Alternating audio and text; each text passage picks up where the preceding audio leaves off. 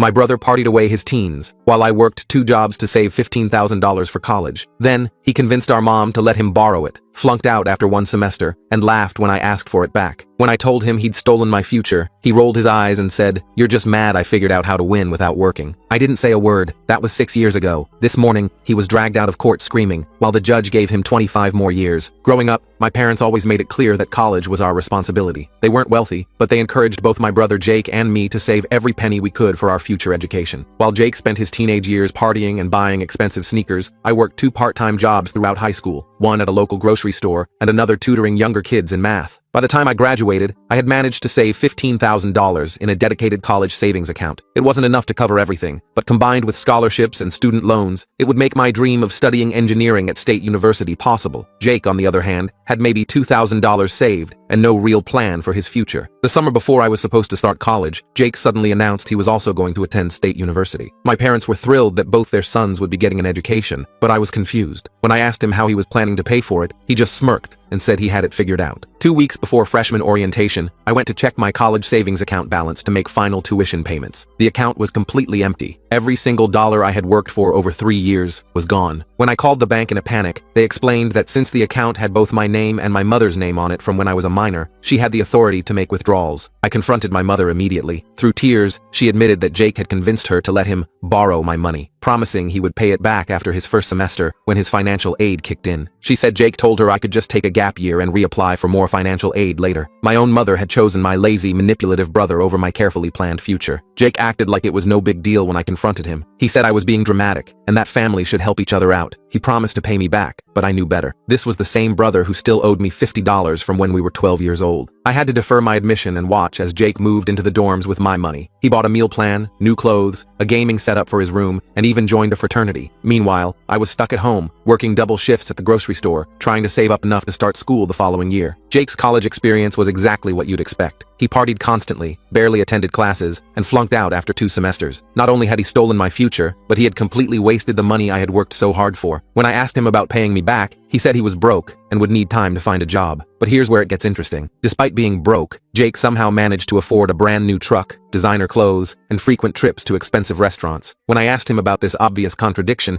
he claimed he was doing freelance consulting work and getting paid in cash. I became suspicious and started paying closer attention to his lifestyle. Jake was living way beyond what any legitimate entry-level job could support, especially for someone with no degree and a terrible work ethic. He was always vague about his work, never had a consistent schedule, and seemed to have large amounts of cash but no official pay stub or tax documents. After months of watching him flaunt wealth while refusing to pay back a cent of what he owed me, I decided to do some investigating. I discovered that Jake was running an under-the-table car flipping business. He would buy damaged cars at auctions, do cheap cosmetic repairs to hide major mechanical issues, and sell them to unsuspecting buyers for huge profits. He was making thousands of dollars per month and reporting absolutely none of it to the IRS. I spent weeks documenting everything I could find. I took photos of the cars in various stages of repair in our garage, saved screenshots of his social media posts bragging about his deals, and even recorded a conversation where he admitted to selling a car with a cracked engine block to a single mother, knowing it would break down within months. The final straw came when I graduated from community college 2 years later and was finally ready to transfer to State University. I asked Jake one last time about paying me back, and he laughed in my face. He said I needed to get over it and stop being such a baby about money. That's when I compiled everything I had gathered about his illegal business activities into a detailed report and sent it directly to the IRS. I included dates, amounts, photographs, and even provided them with the contact information of several people who had purchased cars from him. 3 months later, Jake received a letter from the IRS informing him that he was being audited for the past 3 years. The investigation revealed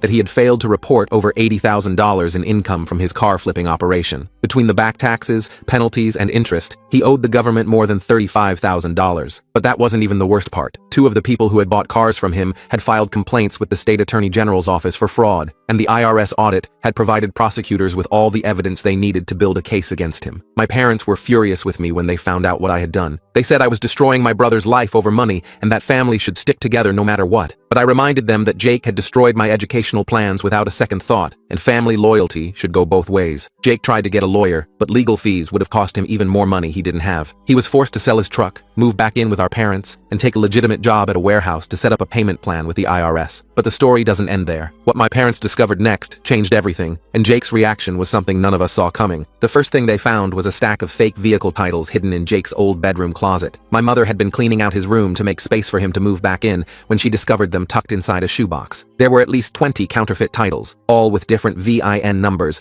but similar formatting errors that made it clear they were forgeries. My father called me immediately, his voice shaking. He wanted to know if I knew about this when I reported Jake to the IRS. I told him honestly that I had suspected something was off with his paperwork, but hadn't found concrete evidence of forgery. This was a whole new level of illegal activity that went beyond simple tax evasion. Jake's reaction when confronted was explosive. He stormed into the house, grabbed the box of fake titles from my mother's hands, and tried to run back to his car. My father, who had never laid a hand on either of us growing up, physically blocked the doorway. Jake shoved him hard enough that Dad stumbled backward into the wall. That's when something shifted in my parents' perspective. Seeing Jake willing to physically push past his own father to hide evidence finally opened their eyes to who he had become. My mother started crying, not the manipulative tears Jake often used to get his way, but genuine heartbreak at realizing her son was a criminal. Jake tried damage control immediately. He claimed the titles were just practice documents from when he was learning about car sales. Nobody believed him. The quality of the forgeries, the specific VIN numbers that matched cars he had sold, and his violent reaction to their discovery made his guilt obvious. Over the next few days, more disturbing details emerged. My father found a second phone hidden in the garage, filled with text messages from angry customers whose cars had broken down. Some messages included threats of legal action, others just desperate pleas for help with repair costs. Jake had been ignoring them all, using the burner phone to keep his main number clean. I discovered something even worse when I helped my mother go through old bank statements. There were several large cash deposits made into her account over the past year, always just under the $10,000 reporting threshold. Jake had been using our mother's bank account to launder some of his profits, making her an unwitting accomplice to his crimes. When we confronted Jake about using Mom's account, he tried to flip the narrative. He accused me of being jealous of his success, claimed I was trying to destroy the family out of spite. He even suggested that I had planted the fake titles to make him look worse. His desperation was showing, and his usual manipulation tactics were failing. The situation escalated when one of Jake's victims showed up at our house. The single mother I had mentioned in my IRS report had tracked down our address after her car's engine seized completely. She brought her 2 young children with her, explaining tearfully that she had spent her entire savings on that car and now couldn't get to work. Jake hid in his room while my parents dealt with the distraught woman. My mother gave her $500 from her own savings to help with immediate expenses, and my father offered to look at the car for free. The woman's gratitude mixed with her obvious desperation hit my parents hard. This wasn't just about money anymore. Jake had been destroying people's lives. That night, my parents made a decision that shocked everyone. They gave Jake an ultimatum. Either he would turn himself in to the authorities and take responsibility for his crimes, or they would do it for him. They set a deadline of 1 week for him to make arrangements. Jake's response was to disappear. He packed what he could fit in a friend's car and left in the middle of the night, leaving only a note that blamed me for ruining his life. My parents were devastated, but I think part of them was also relieved. The son they thought they knew had been gone for a long time. 2 days later, Jake made a critical mistake. He logged into his social media accounts from wherever he was hiding and posted a long rant about how his family had betrayed him. He included enough details about his car flipping operation that several of his victims saw the post and started sharing it. Within hours, it had been screenshotted and sent to local law enforcement. The post also caught the attention of a legitimate used car dealer who recognized some of the vehicles Jake had sold. This dealer had been wondering why several cars with suspicious histories had been showing up at his shop for major repairs. He contacted the police and offered to help identify more victims. Meanwhile, I was dealing with my own challenges. Some of Jake's friends blamed me for his downfall and started harassing me at work. They would come into the grocery store where I worked and knock products off shelves or stand outside during my shifts shouting insults. My manager had to ban several of them from the store. The harassment escalated when someone slashed my tires in the employee parking lot. Security footage showed one of Jake's fraternity brothers doing it, and he was arrested for vandalism. This led to an interesting discovery. The fraternity was investigating Jake for stealing from their treasury during his brief time as a member. As more people came forward with complaints about Jake, a pattern emerged. He had been scamming people long before the car flipping business. Former classmates revealed he had sold them fake concert tickets, borrowed textbooks he never returned, and even taken deposits for tutoring sessions he never showed up for. My parents aged years in those few weeks. They attended support groups for families of criminals, trying to understand where they had gone wrong. The truth was, they hadn't done anything wrong. Jake had simply chosen to take advantage of everyone who trusted him, starting with his own family. 3 weeks after Jake disappeared, he made another mistake. He tried to sell another car using one of his fake titles, but the buyer was suspicious and had a mechanic inspect it first. The mechanic recognized it as one of the vehicles that had been featured in the viral social media posts about Jake's scams. The buyer pretended to go along with the sale and arranged to meet Jake at a public location to complete the transaction. Instead of bringing cash, he brought the police. Jake was arrested on multiple charges including fraud, forgery, and identity theft, for using false names on the titles. When the police searched Jake's motel room, they found evidence of even more crimes. He had been creating fake employment verification documents to help people get car loans they couldn't afford, taking a cut of whatever they could borrow. He had also been selling the personal information of his customers to other scammers. My parents refused to bail him out. This was perhaps the hardest decision they ever made, but they recognized that protecting Jake from consequences had enabled him to hurt more people. They offered to pay for a lawyer if he would plead guilty and accept responsibility, but Jake refused. Instead,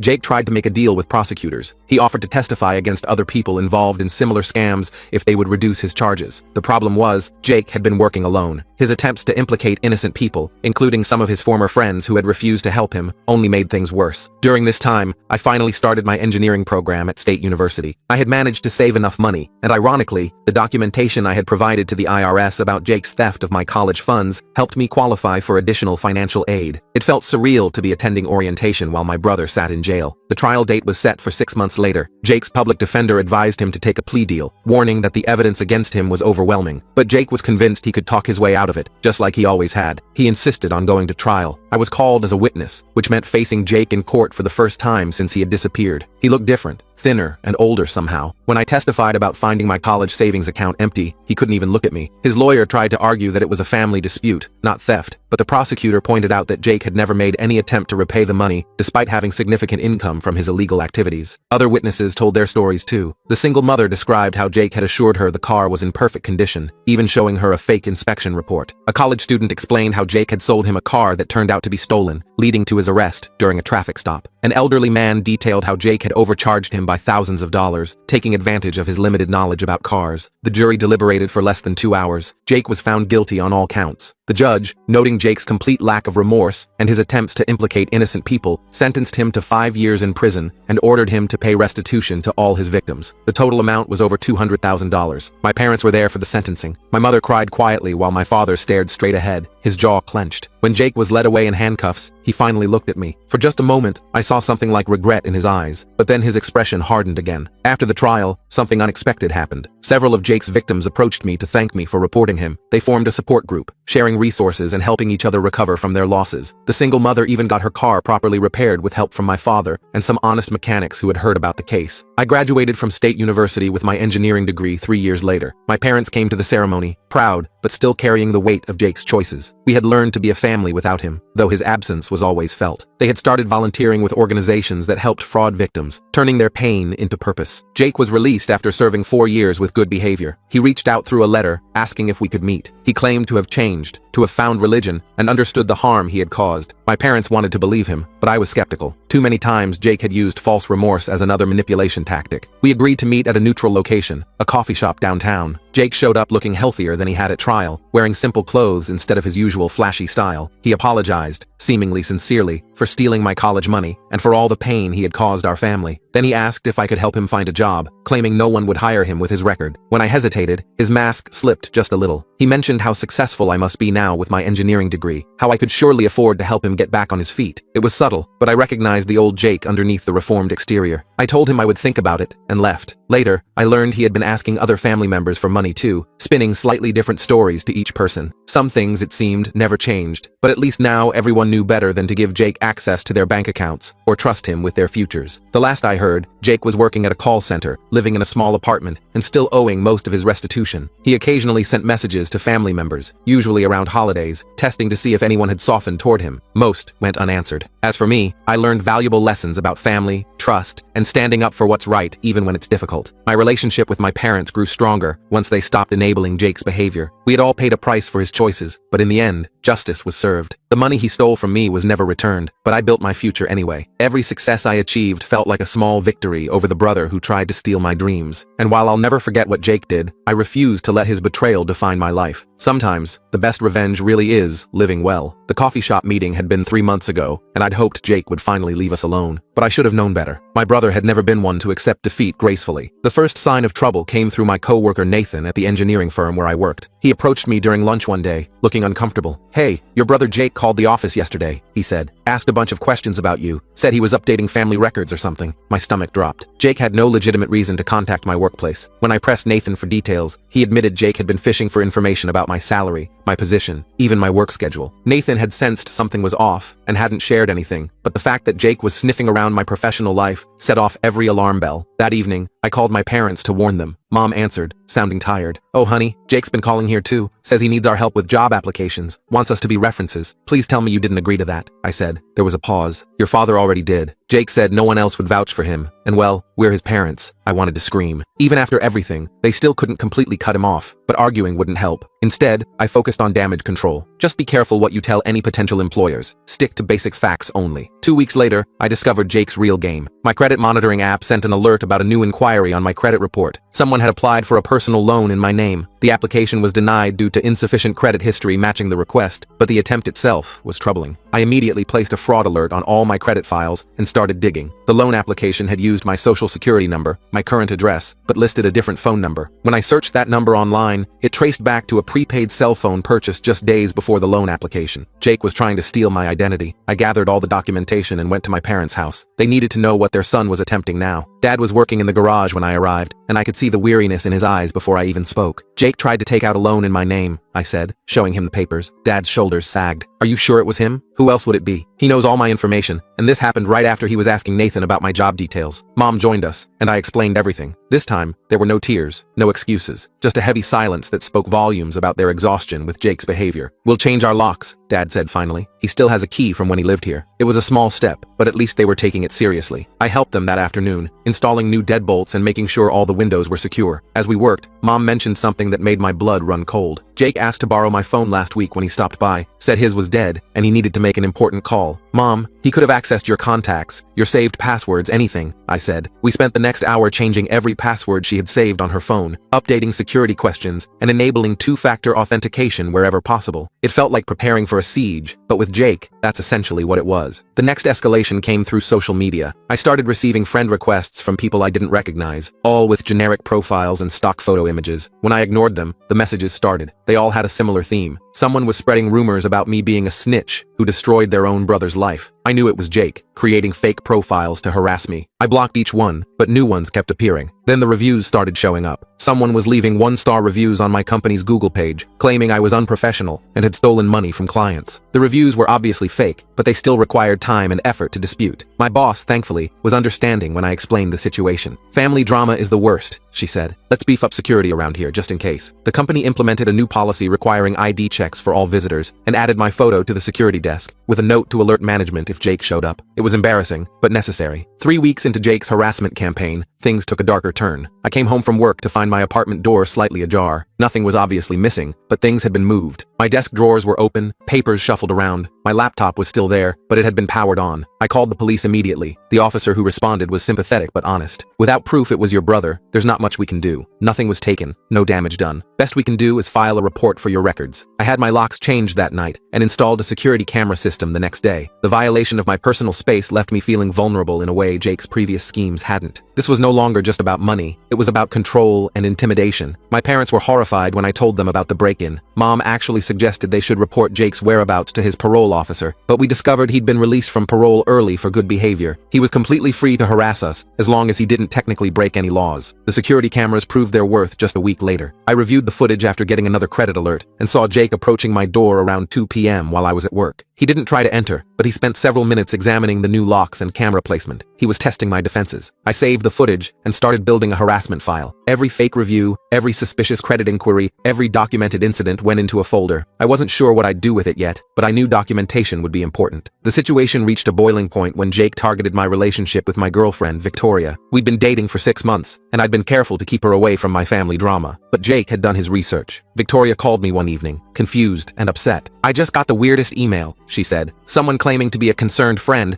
sent me a bunch of stuff about you being under investigation for fraud." My heart sank. Jake had found her work email and was trying to sabotage my relationship. The email included twisted versions of real events, making it sound like I was the one who'd been running scams and had framed my innocent brother. I spent 2 hours explaining the whole saga to Victoria, showing her my documentation, even pulling up the news articles about Jake's trial. She believed me, but the fact that she'd been dragged into this made me furious. "He's escalating because he's desperate," Victoria observed. "What does he actually want?" It was a good question. Jake's endgame wasn't clear. He couldn't seriously think harassment would make me give him money or help him get a job. This felt more like revenge, pure and simple. I decided to be proactive. I contacted a lawyer about getting a restraining order. The consultation was eye-opening. Harassment cases between family members are tricky, the lawyer explained. You need to show a clear pattern of behavior that makes you fear for your safety. I showed her my documentation folder. She reviewed it carefully, nodding at some parts, frowning at others. This is good, but we need more direct evidence. The break-in is concerning, but without proof it was him. So I just have to wait until he does something worse? I asked. Unfortunately, that's often how these cases go. Keep documenting everything. The moment he makes any kind of threat or you can prove he's behind the harassment, we'll have a stronger case. I left the lawyer's office frustrated but determined. If Jake wanted to play a long game, I could play one too. I hired a private investigator, someone recommended by the lawyer who specialized in family disputes. The PI, a former cop named Catherine, was straightforward. I'll surveil him for a week, see what he's up to. Often people like this are running multiple schemes. If we can catch him in something else, it might give you leverage. While Catherine worked, I focused on protecting myself and my family. I helped my parents upgrade their home security, taught mom how to spot phishing emails, and made sure dad understood not to give out any information about me to anyone, even if they claimed to be from my company. Catherine's report came back with interesting information. Jake wasn't just harassing me, he was running a new scam. He'd partnered with someone he met in prison to run a fake charity. They were collecting donations for reformed criminals seeking education, but the money went straight into their pockets. It's small time compared to his previous operations, Catherine explained, but it's definitely fraud. He's using fake testimonials, made-up success stories. I've got photos of him picking up cash from donation boxes they've placed in local businesses. This was exactly what I needed, not for a restraining order, but for something better. Jake was violating the terms of his restitution agreement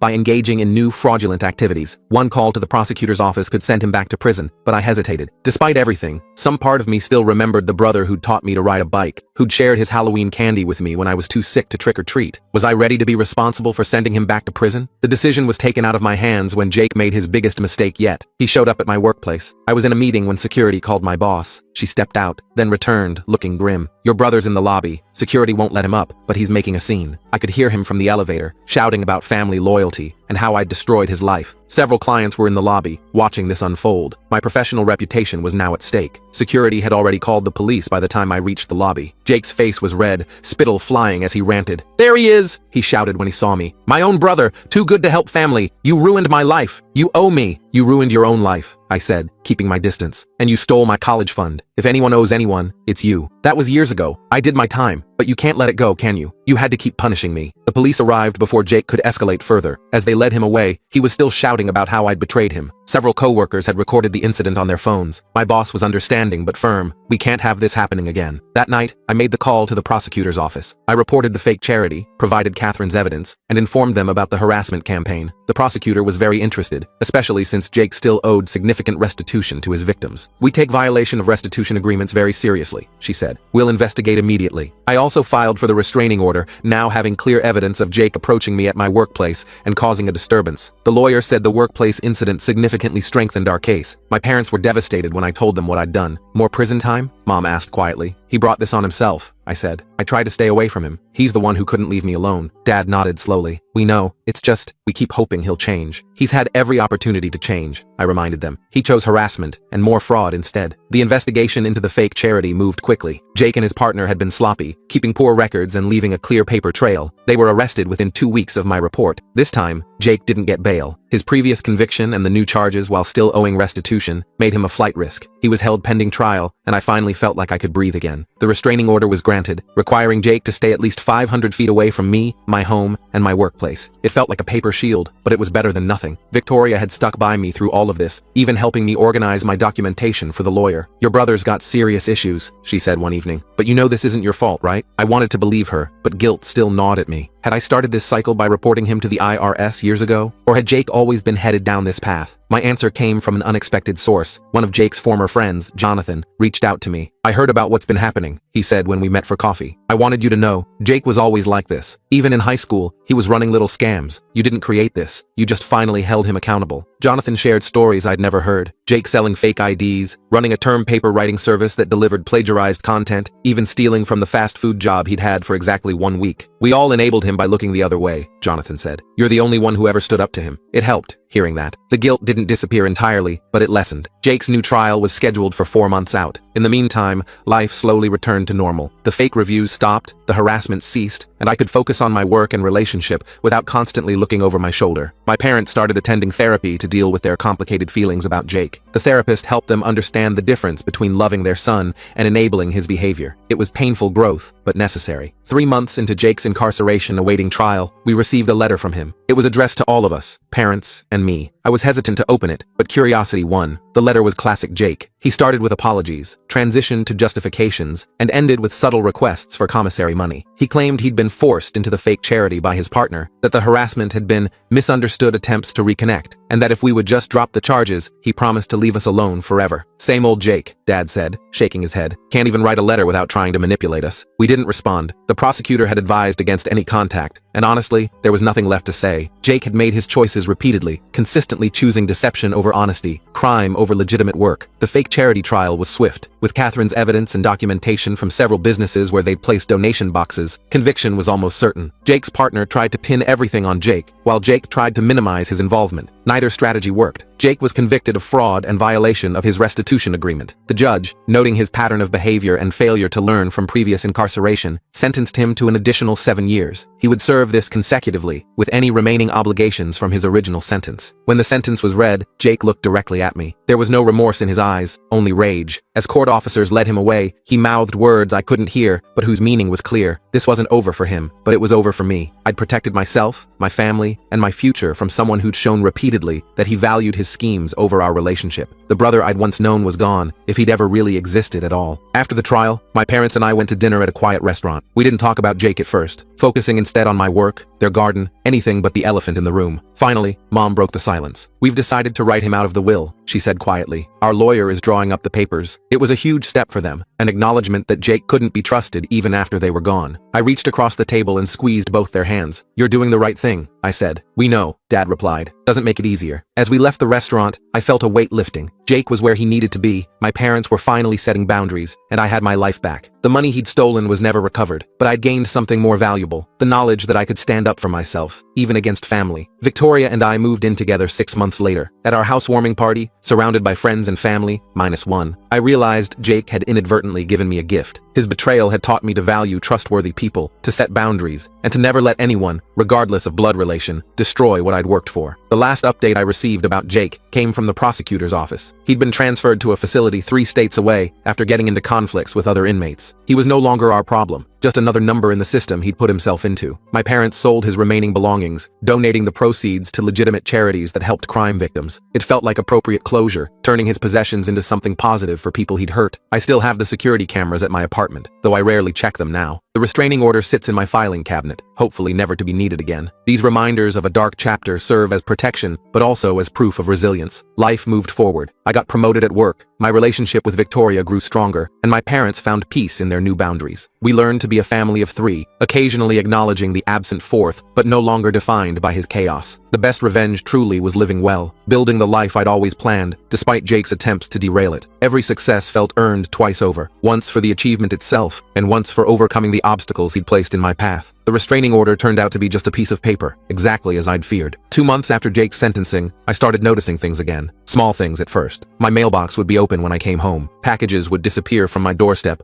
only to reappear days later, opened and resealed. The security cameras never caught anything definitive, just shadows at the edge of the frame. I knew it wasn't Jake himself. He was locked up 3 states away, but he'd always been good at making friends with the wrong people. My suspicions were confirmed when I ran into one of his old associates at a gas station. The guy smirked at me, made a comment about how Jake sends his regards, then drove off before I could respond. Victoria noticed my increasing paranoia. I'd started checking the locks multiple times before bed, reviewing security footage obsessively. She suggested we move to a new apartment, somewhere Jake's friends wouldn't know about. It felt like letting him win, but she was right. We found a place across town with better security, a doorman, and restricted access. The moving process revealed just how deep Jake's network ran. Our moving truck was vandalized the night before we were supposed to leave. All 4 tires slashed, obscene messages spray-painted on the sides. The moving company had to send a replacement, costing us an extra day and several $100s. Mom called while we were packing, her voice strained. Someone had been calling their house at all hours, hanging up when they answered. Dad had installed a call recording system, but the calls came from different numbers each time, all untraceable burners. They were considering changing their number, something they'd had for 30 years. Then came the letters, not to me, but to my employer. Anonymous tips about my criminal history, claiming I'd been Jake's partner in his schemes. My boss called me into her office, showed me the letters. They were poor poorly written, full of easily disproven claims, but she had to investigate. Company policy. The investigation cleared me, of course, but it took 3 weeks of meetings with HR, providing documentation, and watching my co-workers whisper when I walked by. Even after I was cleared, the damage was done. I'd gone from rising star to the guy who brought drama to the office. Catherine, the private investigator, agreed to look into the harassment. She discovered that Jake had been making calls from prison, using other inmates' phone privileges. He'd been coordinating with a network of people he'd met inside, promising them cuts of money he claimed I'd hidden from his illegal operations. He's created an entire mythology around you, Catherine explained, showing me transcripts she'd obtained. In his version, you were the mastermind who set him up to take the fall. He's convinced these people you're sitting on hundreds of thousands in cash. The revelation was disturbing. Jake had turned me into a target for every small-time criminal he could reach. Catherine recommended I talk to the prison directly, file a complaint about his phone usage. But when I called, they claimed they'd monitor the situation. Nothing changed. Victoria and I settled into our new apartment, but the harassment followed. Our new address stayed secret for exactly 2 weeks before the hang-up calls started again. Then came the fake food deliveries. Pizza, Chinese food, sometimes 5 or 6 orders a night, all cash on delivery. The restaurants eventually blacklisted our address, which meant we couldn't even order legitimately anymore. My parents were struggling too. Dad's small repair shop started getting bogus negative reviews online, all claiming he'd scammed them or done shoddy work. Each review mentioned that he was the father of those criminal brothers, making it clear this was connected to Jake. Dad spent hours trying to get the reviews removed, but new ones appeared faster than the platforms could investigate them. Mom's book club asked her to stop attending. Someone had sent letters to all the members, warning them about her dangerous family connections. These were her friends of 20 years, but fear and gossip won out over friendship. She tried to explain, but the damage was done. I hired a lawyer to explore our options. He suggested a cease and desist letter to Jake, but we both knew it was pointless. What were we going to do? Sue someone already in prison with no assets? The lawyer did help us document everything properly, creating a paper trail in case we needed it later. The breaking point came when someone targeted Victoria's family. Her parents received a package containing photos of Victoria and me, taken without our knowledge, along with a note suggesting their daughter was in danger because of her association with me. Victoria's father, a quiet accountant who'd never had so much as a parking ticket, wanted to hire bodyguards. I watched Victoria try to calm her parents down over video chat, saw the fear in their eyes, and felt something snap inside me. Jake had stolen my college fund, derailed my education, tried to destroy my career, and now he was terrorizing innocent people whose only crime was being related to someone I loved. That night, I made a decision. If Jake wanted to play dirty from prison, I could play smarter. I started with research, diving deep into prison communication systems, inmate networks, and the economics of harassment campaigns. What I found was enlightening. Jake was paying for all this harassment using commissary funds. Someone on the outside was putting money into his account, which he then used to trade for phone time and favors. The money had to be coming from somewhere, and I had a pretty good idea where. I contacted Catherine again, asked her to investigate who was funding Jake's prison account. It took her less than a week to find the answer. Jake had a storage unit I didn't know about, paid up for 5 years in advance. Inside, she found evidence of even more victims from his car flipping days, people who'd never come forward. She also found cash, about $30,000 hidden in various items. But here was the interesting part. Jake had been directing people to slowly empty the unit, selling items and depositing money into his commissary account. The person doing this was his former cellmate's girlfriend, who thought she was helping an innocent man wrongly imprisoned. I could have reported this to the authorities immediately, but I wanted to be strategic. First, I reached out to the victims Catherine had identified. Many were eager to file complaints once they learned Jake was in prison. Their statements would add to his restitution debt and potentially extend his sentence. Next, I worked with my lawyer to file a civil suit against Jake for harassment and intentional infliction of emotional distress. We couldn't get money he didn't have, but we could get a court order requiring the prison to restrict his communications. The key was proving the harassment was coming from him. Catherine helped us build an airtight case. She tracked down 3 of the people who'd been harassing us, got one to admit on recording that Jake had promised him $5,000 to make his brother's life hell. We had phone records, financial transactions, even screenshots of messages Jake had sent through contraband cell phones. While we built our case, the harassment escalated. Someone tried to break into my parents' house while they were home. Dad confronted the intruder with a baseball bat, and the guy fled, but not before Dad recognized him as someone who'd visited Jake in prison. Mom was so shaken she could barely speak for days. Victoria's employer started receiving calls about her, similar to what had happened at my job, but her boss was less understanding than mine. She was put on administrative leave while they investigated, despite having done nothing wrong. I watched her try to stay strong, but I could see the stress wearing on her. My own situation at work deteriorated further. Despite being cleared of any wrongdoing, I was passed over for a promotion I'd been working toward for 2 years. My boss apologetically explained that upper management felt I brought too much external drama to the team. Years of hard work undermined by Jake's vindictive campaign. Then, Jake made a crucial mistake. he got cocky and sloppy. One of his harassment calls to my parents was made directly from his own prison phone account, not traded through another inmate. He forgot to block the number, and Dad's recording system captured everything, including Jake's voice clearly directing someone to visit me at work again. This was the evidence we needed. The recording proved Jake was orchestrating the harassment from prison. We filed our civil suit immediately, along with criminal complaints for conspiracy to commit harassment and stalking by proxy. The prison finally took action, placing Jake in solitary confinement pending investigation. The lawsuit moved faster than I expected. Jake tried to represent himself from prison, filing rambling motions that made little legal sense. He claimed I'd fabricated evidence, that I was the one harassing him, that the whole thing was a conspiracy to keep him from exposing my crimes. The judge wasn't impressed. During the proceedings, more evidence came to light. Jake had been running multiple harassment campaigns from prison, targeting not just me, but also the prosecutor from his trial, the judge who'd sentenced him, even some of the witnesses who'd testified against him. He'd created an entire network dedicated to revenge. The civil judgment came down hard. The court ordered Jake to cease all contact with me, my family, Victoria, and her family. Any violation would result in additional criminal charges. The prison was ordered to monitor all his communications and restrict his access to phones and commissary funds beyond basic necessities. But the real victory came from the criminal investigation. Jake was charged with 15 counts of conspiracy to commit harassment, stalking, and intimidation of witnesses. Each count carried up to 5 years. Even if he only got convicted on half of them, he'd be looking at decades more in prison. Jake's network crumbled quickly once he couldn't pay them. The harassment stopped almost overnight. No more calls, no more vandalism, no more threatening letters. It was like someone had flipped a switch. The silence was almost eerie after months of constant attacks. Victoria's job reinstated her with back pay and an apology. My situation at work improved slowly as the drama faded and my colleagues remembered why they'd respected me in the first place. Mom's book club invited her back, shamefaced about their overreaction. Dad's fake reviews were removed after the platforms investigated and found they all came from the same IP addresses. The storage unit Jake had been using to fund his campaign was seized as evidence. The remaining money went toward his restitution debt, a small drop in the bucket of what he owed. The victims Catherine had found all filed their complaints, adding another $50,000 to his total debt. Jake's new trial was scheduled for 6 months out. This time, he couldn't afford even a public defender's full attention,